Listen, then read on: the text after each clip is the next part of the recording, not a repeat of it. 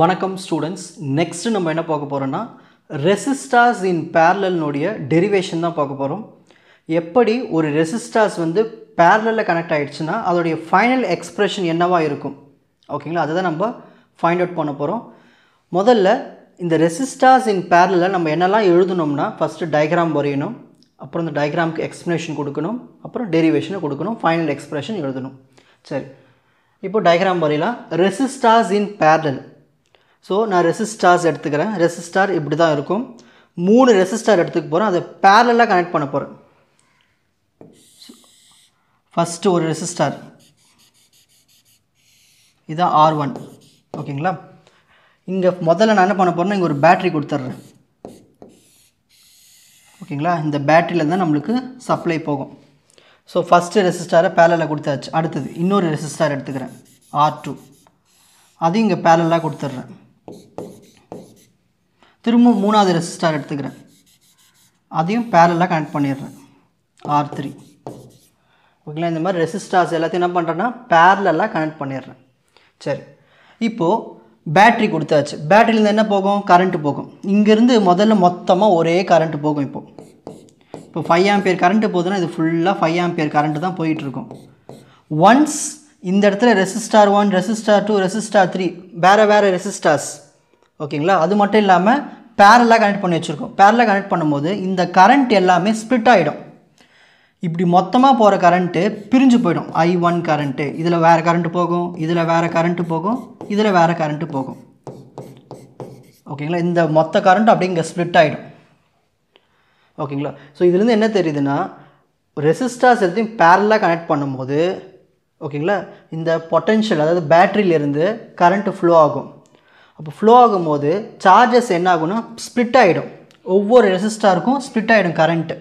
So கரண்ட்டும் split ஆகிடுச்சுன்னா ஆனால் பொட்டென்ஷியல் மட்டும் சேமாக இருக்கும் எல்லாத்துக்குமே. இதுதான் லாஜிக்கே. ஓம்ஸ் லா படி கரண்ட் எல்லாமே வேறு கரண்ட் இருந்துச்சுன்னா ஒவ்வொரு ரெசிஸ்டாருக்கும் ஃப்ளோ ஆச்சுன்னா அப்போ அங்கே பொட்டென்ஷியல் டிஃப்ரென்ஸ் சேமாக இருக்குன்னு அர்த்தம். இதுவே பொட்டென்ஷியல் டிஃப்ரென்ஸ் வந்து வேறு வந்துடுச்சுன்னா அப்போ அங்கே கரண்ட்டு சேமாக இருக்குன்னு அர்த்தம். ஆப்போசிட் தான் எல்லாமே. இந்த இடத்துல பாருங்கள் கரண்ட் எல்லாமே வேறு இருக்குது. அப்போது பொட்டென்ஷியல் டிஃப்ரென்ஸ் என்னவாக இருக்கும்? மூணுத்துக்குமே சேம் பொட்டென்ஷியல் டிஃப்ரென்ஸ் தான். ஸோ வீனே எழுதிக்கலாம் எல்லாத்துக்குமே. இதுதான் டயக்ராம், ஓகேங்களா? இப்போது இந்த டயக்ராமை பயன்படுத்தி நம்ம என்ன பண்ண போகிறோம்னா டெரிவேஷனை பண்ண போகிறோம். அதுக்கு முன்னாடி இந்த டயக்ராமை நான் சொன்னாலே இப்போ உங்களுக்கு அதை எக்ஸ்ப்ளனேஷனில் கொடுக்குறேன் பாருங்கள். Resistors are in parallel. எப்போ வந்து ரெசிஸ்டார் பேரலல்னு சொல்லுவோம்? when they are connected across the same potential difference. இங்கே பாருங்கள், இந்த டயக்ராமில் பாருங்கள், ரெசிஸ்டார் 1, ரெசிஸ்டார் 2, ரெசிஸ்டார் 3 எல்லாத்துக்குமே என்ன பொட்டென்ஷியல்? VV, சேம் பொட்டென்ஷியல் தான். ஸோ சேம் பொட்டென்ஷியலாக இருந்துச்சுன்னா கண்டிப்பாக அது ரெசிஸ்டார்ஸ் வந்து பேரலாக கனெக்ட் ஆகிருக்குன்னு அர்த்தம். டோட்டல் கரண்ட் I, மொத்தமாக கரண்ட் I, ஓகேங்களா, that leaves the battery is split into 3 separate components. Correct தானே? மொத்தமாக கரண்ட் I போகுது, அது ஒவ்வொரு ரெசிஸ்டாருக்கும் பிரிஞ்சு போயிடுது, I1, I2, I3. ஸோ அப்போ ஒவ்வொரு ரெசிஸ்டாரிலும் தனித்தனியாக பிரியும் போது அங்கே சார்ஜஸ் என்ன ஆயிருக்கும்? ஸ்டோர் ஆகிருக்கும், ஓகேங்களா?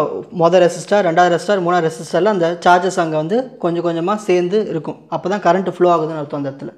Due to conservation of charge total current இந்த சர்க்கியூட், அந்த சர்க்கியூட்டில் இருக்கிற கரண்ட் மொத்தமாக current I is equal to the sum of current through each of 3 resistor. So பேட்டரியிலேருந்து ஒரு கரண்ட்டு போச்சுங்க இல்லையா, ஃப்ளோ ஆகச்சுங்க இல்லையா, அந்த கரண்ட்டு எதுக்கு ஈக்குவலாக இருக்கணும்னா நம்ம 3 ரெசிஸ்டார் கனெக்ட் பண்ணோம் இல்லையா, அதில் ஃப்ளோ ஆகிற ஒவ்வொரு கரண்ட்டையும் ஆட் பண்ணால் இந்த கரண்ட்டும் சேமாக இருக்கும்னு சொல்கிறாங்க. இதான் அந்த எக்ஸ்ப்ளனேஷன். இப்போ நம்ம என்ன பண்ண போகிறோன்னா டெரிவேஷனை சால்வ் பண்ண போகிறோம். ஸோ என்ன லாஜிக் இதில்? கரண்ட் எல்லாமே என்ன இருக்குது? Different current. அப்போ அதை தான் நம்ம எடுத்துக்கணும். I equal to I1 plus I2 plus I3. So நம்ம சர்க்கியூட்டில் இருக்கிற மொத்த கரண்ட்டு எதுக்கு ஈக்குவலாக இருக்கும்? ரெசிஸ்டார் 1, ரெசிஸ்டார் 2, ரெசிஸ்டார் 3ல் ஃப்ளோ ஆகிற கரண்ட்டுக்கு ஆட் பண்ணோம்னா ஈக்குவலாக இருக்கும்னு சொல்லியாச்சு. ஓம்ஸில் ஃபார்முலா என்னது? V is equal to IR. எனக்கு தேவை I மட்டும்தான் தேவை. அப்போ இந்த R கீழே கொண்டு வந்துடும். அப்போது V/R ஈக்குவல் டு I. இப்போ ஃபார்முலாவில் நம்ம அப்ளை பண்ண போகிறோம். ஸோ I1க்கு இடத்துல நம்ம என்ன பண்ணணும்? V/Rன்னு போடணும். போட்டுட்டு எல்லாத்துக்கும் V/R போட்டுடலாம். First V/R. சரி, ஒரு ரெசிஸ்டார்ஸை பேரலாக கனெக்ட் பண்ணும்போது parallel connect பண்ணா நமக்கு என்ன சொல்லிருந்தானே potential difference என்னவா இருக்கும் சேமா இருக்கும் அப்ப அந்த v அத நம்ம எதுவும் சேஞ்ச் பண்ண தேவையில்லை so R1 R2 R3 so மூணு ரெசிஸ்டர்ஸ்லயும் சேம் பொட்டன்ஷியல் தான் இருக்கு நெக்ஸ்ட் இதுல இருந்து v காமனா வெளிய எடுத்துருங்க அப்ப பேலன்ஸ் என்ன வரும் 1/R1 plus 1/R2 plus 1/R3 equal to இந்த v அப்படியே வச்சுப்போம் 1/R1 1/R2 1/R3 இருக்குங்க இல்லையா இது எப்படி எழுதலாம்னா 1/RP ன்னு எழுதிக்கலாம் மேல எல்லாத்தையும் 1 காமனா இருக்கா 1 எடுத்துக்கலாம் இந்த R1 R2 R3 ஜெனரலா RP ன்னு எழுதிக்கலாம் ஓகேங்களா இன்னும் ஜெனரலா V/RP ன்னு எழுதிட்டா முடிஞ்சு போச்சு V into 1 V/RP சோ இதுதான் அதல ஃப்ளோ ஆகற கரண்ட் ஓகேங்களா இப்போ நம்ம ஃபைனலா ஒரு எக்ஸ்பிரஷன் கொடுக்கணும் என்ன எக்ஸ்பிரஷன் இந்த 1/RP எதுக்கு ஈக்குவல் 1/R1 1/R2 1/R3 க்கு equal so 1/RP equal to 1/R1 plus 1/R2 plus 1/R3 இதுக்கு ஈக்குவல் நம்ம சொல்லிரோம் இதுதான் the final statement